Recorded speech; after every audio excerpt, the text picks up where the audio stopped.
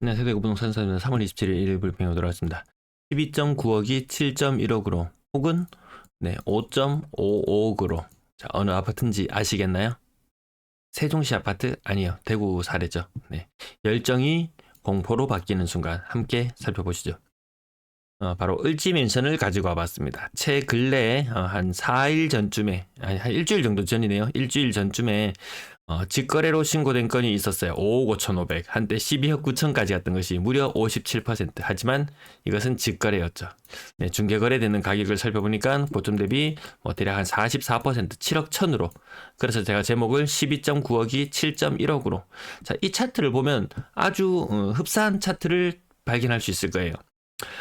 가격이 대구 분위기, 자, 미분양이 해소되고 나서, 미분양이 이때 엉망이었던 시기를 좀 지나고 미분양이 해소되고 나서 박근혜 정부 시절 빚내서 집 사라 가격이 가파르게 올랐습니다. 그러던 것이 분양 물량 원체 많았다 보니까 일시적으로 조정을 거치는 시기가 있었습니다.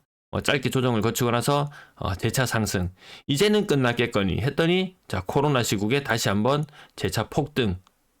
그러던 것이 지금 이렇게 꼬라박는 요 현상. 요런 차트 어디서 본 적 있으신가요? 요렇게 흐름을 타다가 한번 조정을 받았다가 올라갔다가 미친 듯이 올랐다가 내려가는 요 현상. 한창 올랐을 때 18년, 19년 수성구 범사만삼 이때 한창 학군 때문에 뜨거웠던 그 무렵이죠. 가격 6억 5천까지 왔었습니다.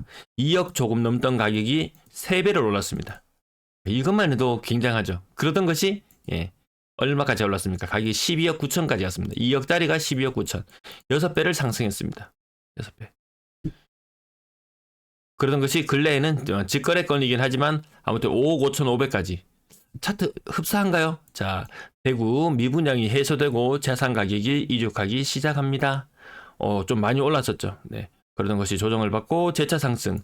이 열정의 단계, 그 다음에 환상과 이 탐욕의 단계를 거치고 나서 자, 내려왔습니다. 지금 공포, 열정에서 공포로 제가 이렇게 말씀드리는 부분입니다.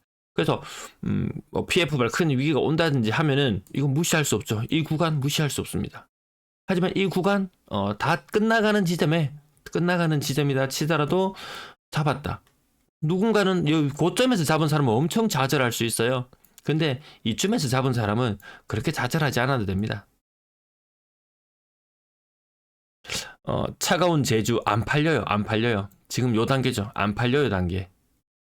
제주도뿐만 아니고 지역별로 뉴스가 안 나와서 그렇지 문제 있는 곳들이 굉장히 많이 있습니다. 아니면 미스키 모델 가지고 가봤습니다. 요거 지금 안 팔려요. 위층이 안 팔려요. 그럼 안 팔린 다음에는 요런 문제가 생기더라는 거죠. 차트 닮았나요? 상승, 여기서 현금화할 사람 한번 하고 하락했다가 다시 언론 보도가 증가하면서 집값 가파르게 띄우기 시작했다가 자, 열정으로 불타오르다가 환상과 탐욕의 단계로 올라갔다가 문제는 뭐냐면 이 부동산이라는 것이 떨어질 때 요 모델에서는 그나마 요 거래가 좀 있는 것처럼 보이지만 부동산에서는 이 구간에 거래가 없다라는 게 문제죠. 정말 부동산임을 체감할 수 있는 것이 문제가 아닌가 싶습니다. 쿠팡 알리익스프레스 감사합니다. 그래서 제가 여기 을지맨션 요 가지고 왔던 이유는 일부 좀 건재한 아파트도 있습니다. 건재한 아파트도 있어요. 근데 상당수의 아파트들 이런 운명에 처하는 곳들이 있습니다. 제가 어릴 때 시골에 할머니 집에 자주 가면요. 동네에서 제일 좋은 집이 있었어요. 대문이 엄청 큰 집. 누가 봐도 와, 이 집 좀 있어 보인다 하는 그런 집이 있었는데요. 근데 제가 어렸을 때 갔을 때도 빈집이었어요. 요 근래에 갔을 때도 빈집이었어요. 대처로 이미 나가버렸다 했어요. 그 시절에 시대의 흐름을 빨리 읽고 나갔는지는 모르겠지만 지금 한물간 동네가 돼버렸죠. 부동산도 어느 곳이 그렇게 될지 짐작은 할 수 있죠. 근데 이 발을 뺀다는 것이 이것이 쉽지 않은 것 같습니다. 쿠팡 알리 감사하고요. 지금 알리익스프레스 지금 세일을 많이 하고 있는 것 같습니다. 알리익스프레스 세일을 많이 하고 있는 것 같아요. 매도 물량 오늘 이번 주에 거의 피크죠. 46,600개. 최고치라고 보면 됩니다. 전세 물량 늘고 월세 물량 늘고 이것도 거의 최고치 수준을 계속 유지하고 있습니다. 아파트 거래량 71건. 어제는 200건을 넘고 오늘은 71건이고 화요일날 거래 몰빵 신고하기로 담합이라도 했는지 아무튼 좀 놀라운 현상을 보여준다. 하지만 제한적일 것이라는 것을 재차 계속 말씀드리는 바입니다. 제 시뮬레이션 떨어질 것 같다. 이 장기 추세를 보는 거지 정확하게 탁탁 맞추면은 제가 예전에 돗자리 피려고 할 때도 있었지만 좀 날이 좀 무뎌졌는지 정확도는 떨어집니다. 하지만 이 추세의 흐름상에 있어서는 크게 틀리지 않지 않나 그렇게 생각하고 봅니다. 자, 이번 주 주간 거래량도 굉장히 양호하게 나오고 있습니다. 화요일날 거래량이 굉장히 좋았거든요. 근데 오늘의 거래량은 기대에 미치지 못하죠. 네, 한 80건 정도 이렇게 시뮬레이션 예측하고 보는데요. 그리고 3월의 거래량은 2,000건 정도까지도 나올 수 있을 것 같다. 자, 오늘 실거래 가격 한번 체크해보면요. 만촌 3정 그린코 에드파크 이거 고점 대비 45%. 45%. 그래서 뭐 범호동 실거래가를 누군가가 계속 올려도 그전에는 어디 대단해요 뭐 이런 이야기들이 많이 있었는데 그런 이야기들이 좀 쏙 들어간 것 같습니다. 뭐 요 대형 평형 제껴놓고 힐스테이트 황금 엘프레 22년식 아파트. 야, 인기 좋네요 대단하네요. 그거 아니죠. 이게 2년차가 지나고 나면 그나마 거래가 조금 이뤄지게 돼 있어요. 뭐 그 정도의 수준인 것이지 뭐 거래 건수 나올 때마다 대단해요 이 타령 굳이 할 필요 없겠더라. 그래가 좀 많으면은 연식을 딱 보고 이제 2년차 좀 지났나 네, 그 정도 체크해 보는 정도. 네, 그 정도면 되지 않나 싶습니다. 가격대 살펴보시면은 아까 말씀드렸다시피 뭐 2017년, 18년, 19년 네, 그 가격대에 머무르는 것이 있는데요. 이제 그 가격대에서도 추후의 방향성은 달라질 수 있습니다. 똑같이 2017, 18, 19년도 가격이지만 다시금 뭐 가격이 조금 더 오르는 시기가 찾아온다든지 했을 때 연식에 따라서 굉장한 차이를 보이지 않을까 싶습니다. 그래서 조금 싸 보인다고 지금 3억 이하 아파트들 굉장히 싸게 보이는 거 뭐 기본적으로 35% 혹은 30% 후반대 정도의 하락률을 보여주는 동네가 향후 뭐 5년 10년 후에 뭐 재개발이 되고 재건축이 되고 뭐 이런 과정들을 통해서 그 동네가 환골탈퇴할 수 있느냐라고 생각해 봤을 때 그 가능성도 네 한번 점쳐볼 필요는 있겠죠. 네, 35%, 33%. 네, 수성구, 중구. 예, 뭐 어느 동네 할 거 없이 고가의 아파트들도 더 큰 하락률을 지금 많이 보여주고 있습니다. 일부 가격 잘 버티는 동네 있습니다. 있어요. 꼭 신축이 아니더라도 좀 잘 버티는 동네들이 있습니다. 거기가 이제 뭐 추후의 대장 동네라고 이야기할 수 있는 그런 곳이 되지 않을까. 그렇다고 무리한 빚을 내서 들어가서 그럴 필요는 없겠다. 예. 그래서 폭등이나 이런 거 굳이 생각하지 않아도 안 되겠습니까? 네. 그 너무 많거든요. 지금 뭐 미분양이 미분양 10,000개. 분양을 대기하고 있는 것이 20,000개. 그래서 이 분양 대기하고 있는 것들이 분양하는 시기가 또 지나고 나면요.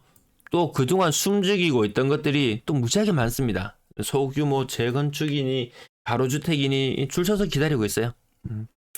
오늘 약간 특이한 거래 건수 가격이 있었는데 제가 체크를 해뒀었는데 우방 드림시티 가격이 지금 제가 잘못 봤나 봅니다. 요거네요. 제가 체크해뒀던 건데요. 우방 드림시티 가격이 41평이 3억 8천이에요. 41평이 자, 그 밑에 보면 34평이 3억 8천이에요. 근데 하락률은 41평이 이게 하락률이 더 적어 보이는 좀 이상한 현상. 예. 요거 28%, 요거 34%. 이게 고점일 때, 네, 비싼 아파트들은 상대적으로 거래가 좀 덜 됐었죠. 아마 이거 평수 신고 오류가 아닌가? 오류가 아니고 41평이 3억 8천이다? 상당히 매력적일 수 있거든요, 가격이. 북평은 뭐 3억 중반, 뭐 초반, 이맘때 가격도 이뤄졌으니까 될 수도 있겠지만, 이 정도 가격이면 괜찮다, 이런 생각이 살짝 들기도 한 그런 것들도 분명히 있습니다. 예. 조금 더 떨어져야 되겠다 싶은 것도 보이고, 예, 상대적으로 가격이 높았을 때. 그래서 여기 가격 하락률 또 요 가격대는 좀 약간 특수하게 한 20% 중반. 그래서 어떤 분이 그때 이 시아폴리스 라이브 방송할 때 이야기하셨을 때 이런 동네 보면은 평당 1,000만 원 수준에 와 동네 괜찮다.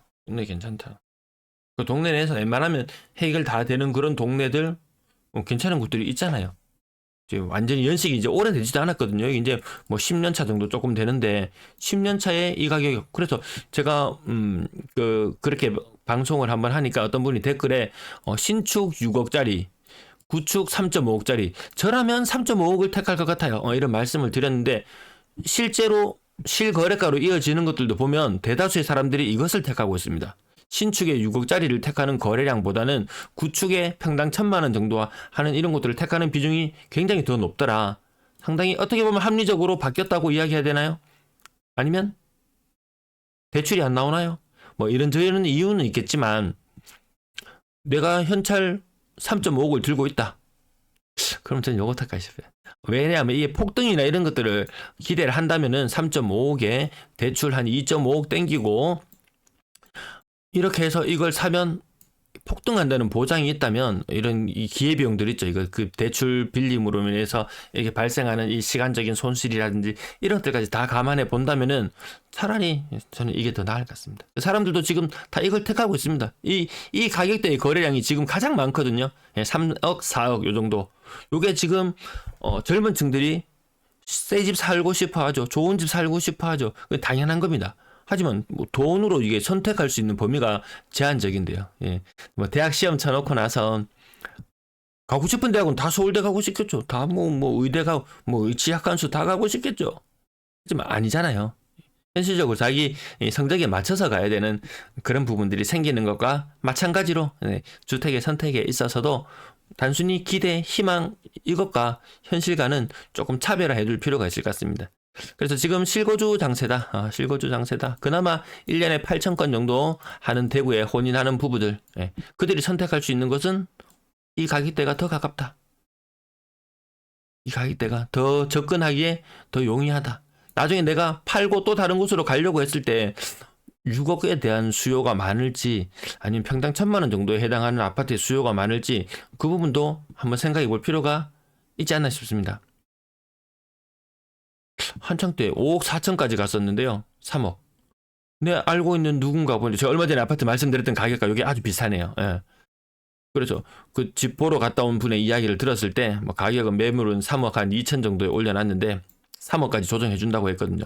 그러면서 부동산 중개업소에서 했던 이야기가 저 집은 5억 4천 주고 사가지고 있고 그 옆에 집은 5억 6천 주고 사가지고 있는 사람도 있다. 지금 집값 그저다 했을 때 이게 더 매력적이죠. 물론 또 2년 4년 지나고 나면 아파트 연식이 또 금방 10년 15년 20년 차 되겠지만 지금 30년 이상 된 대구의 아파트 비율이 20%가 넘어가는 상황이잖아요. 22% 그중에 상당수는 손도 못 댈 것이고 재건축 재개발 뭐 이런 거 손도 못 댄 아파트가 수두룩할 겁니다. 사업성도 안 나오고 의견도 잘 모아지지도 않고 네 그렇게 됐을 때 20년 차 해도 대구에서는 그래도 새 아파트에 속하는 축이라고 봐도 될 정도일 겁니다. 30년 이상 아파트가 너무 많으니까 나중에 또 그 비율 또 다시 한번 또 가져와서 한번 언급해 드릴게요. 건당 거래대금도 계속 빠지고 있고 거래량은 살아나는 둥 마는 둥 많아봐야 2,000건 살짝 넘어가는 수준. 네, 어느 분이 댓글에서 남겨주셨죠. 뭐 여름 되면 3,000건, 4,000건, 5,000건. 여름 되면 이때 진짜 PF 이거 막 터져 나옵니다. 이거 막 터져 나와요. 싼 아파트 거래되고 있는 현실, 비싼 아파트 안 되고 있는 현실. 요런 흐름들. 거짓말 안 합니다. 돈 있는 사람들 안 질러요. 그나마 거래량이 조금 달서구도 지난달 거래량 넘어섰고 좀 싼 아파트 달성군 북구 요쪽이 좀 거래가 이번 달이 조금 많이 됐죠. 조금 싼 아파트 조금 싸게 접근할 수 있는 상대적으로 비싼 곳 수성구는 지난달 거래 넘어서지 못했어요. 중구도 넘어섰는데 수성구 넘어서지 못했어요. 남구와 서구는 너무나 조용해졌습니다. 분양권 9건의 거래량. 분양권 비싼 거 축에 속하잖아요. 당장 거래가 안 돼요. 2월의 거래량 요때 보실까요? 그때 225건이었거든요. 225건.